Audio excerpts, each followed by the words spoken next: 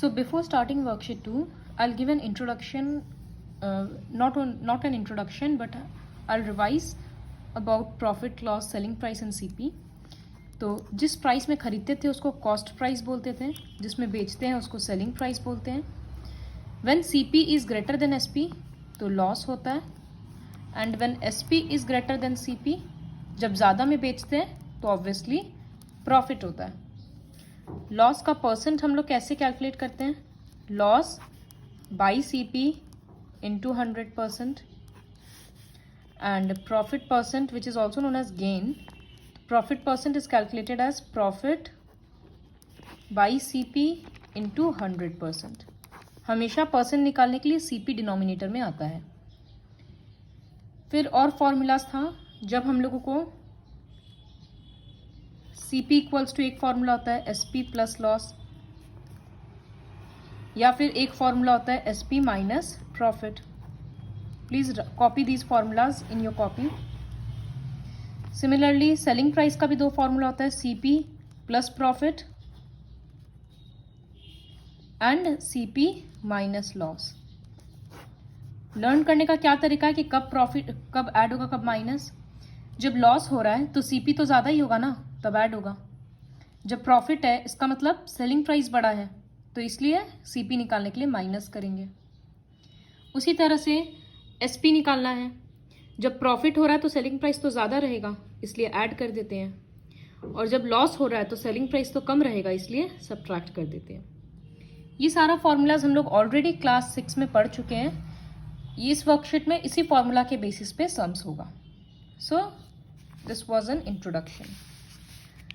Now first question of worksheet 2. A shopkeeper purchased a pair of shoes for ₹800. Shopkeeper खरीद रहा है क्योंकि वो उसको बेचेगा, तो 800 उसके लिए कॉस्ट प्राइस हो गया. And spent 20 on its box. उस पर एडिशनल खर्चा हुआ. तो CP of shoes equals to ₹800. फिर money spent on box equals to ₹20. तो एक्चुअल CP मतलब उस शॉपकीपर के लिए उस शूज़ का दाम एक्चुअली कितना पड़ा? 800 प्लस 20 ₹820. तो उसका एक्चुअल CP 820 होगा. फिर ही sold it at a profit of ₹80. वो प्रॉफिट में बेचा.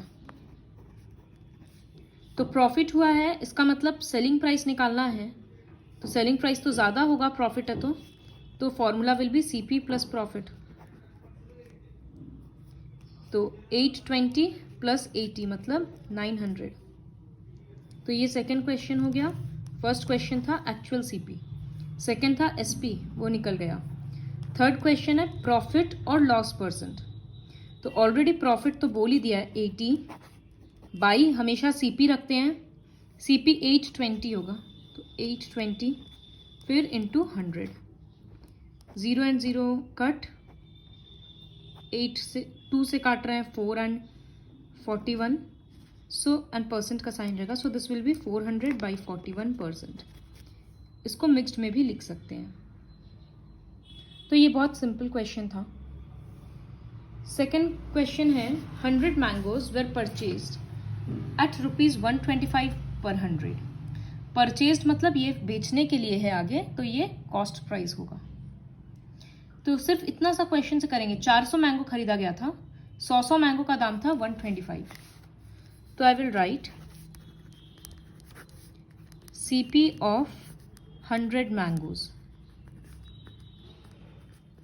Equals to ₹125. तो यूनिटरी मेथड से CP of 1 mango equals to ₹125 by 100. फिर CP of 400 mangoes equals to, यहाँ कट नहीं कर रहे हैं, जो ये होता है वो पास में आ जाता है नंबर. So this is ₹500. तो now we know that total CP उसके लिए 500 था. लॉस है ₹100 का. तो you have to find SP of 1 dozen mangoes. 1 dozen के पहले 400 का हिसाब करना होगा. तो I will write SP of 400 mangoes. क्योंकि लॉस तो 400 के ऊपर ही बोला गया, टोटल मैंगोज के ऊपर है। तो एसपी ऑफ 400 मैंगोज, लॉस है जब तो सेलिंग प्राइस कम होगा, इस वजह से सीपी माइनस लॉस। तो 500 माइनस 100 रुपीज 400। तो एसपी ऑफ 1 मैंगो कितना होगा? दिस अमाउंट बाई ये नंबर डिनोमिनेटर में आता है। यहाँ इजीली आंसर 1 आ रहा है तो कर दे रहे हैं। फिर एसपी ऑफ 1 डजन पूछा है, 1 डजन मतलब 12 mangoes equals to rupees 1 into 12। So I will write therefore SP of 1 dozen mangoes equals to 12। तो ऐसे करना है, पहले टोटल सीपी निकाले, फिर लॉस था तो टोटल सेलिंग प्राइस निकाले, उससे 12 मैंगोज का सेलिंग प्राइस निकाले। Now coming to the next question.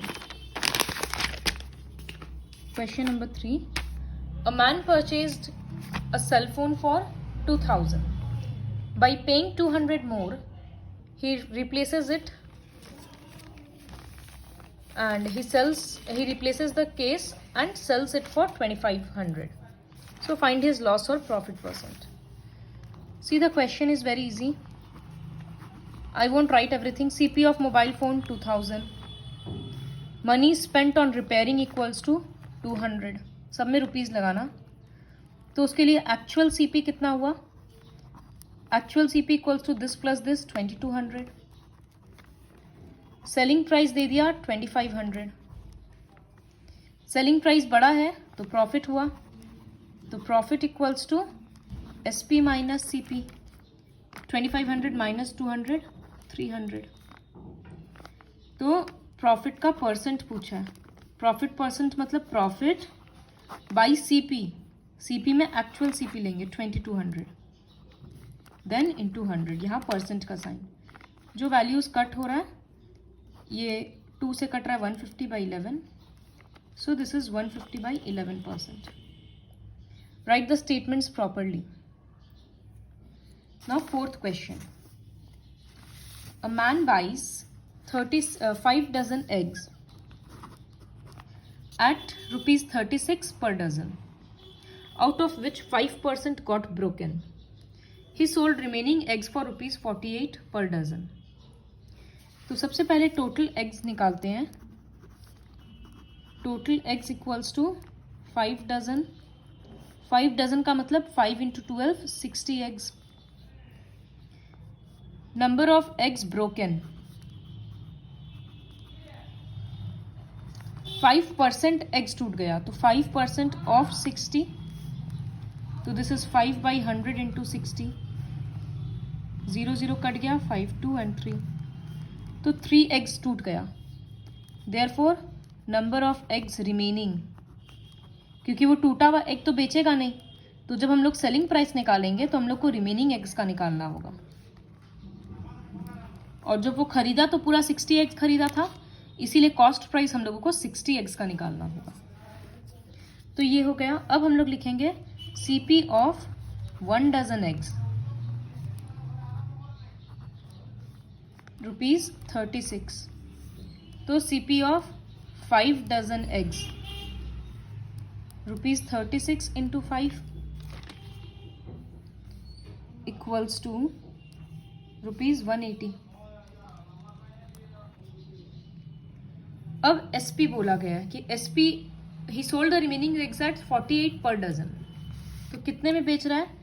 SP of पर डजन मतलब 12 एग्स इक्वल्स टू रुपीज 48। तो एसपी ऑफ 1 एग कितना होगा? 48/12 रुपीज 4। वो कितना बेच रहा है? एसपी ऑफ 57 एग्स ही वो बेच पा रहा है, तो ये होगा rupees 4 into 57 equals to rupees 228।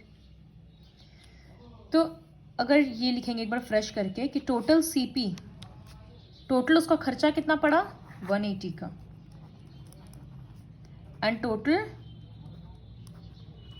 SP, SP बस वो 57 एग्स ही बेच पाया, तो 228। देखो कम एग्स बेच कर भी वो प्रॉफिट कमा रहा है।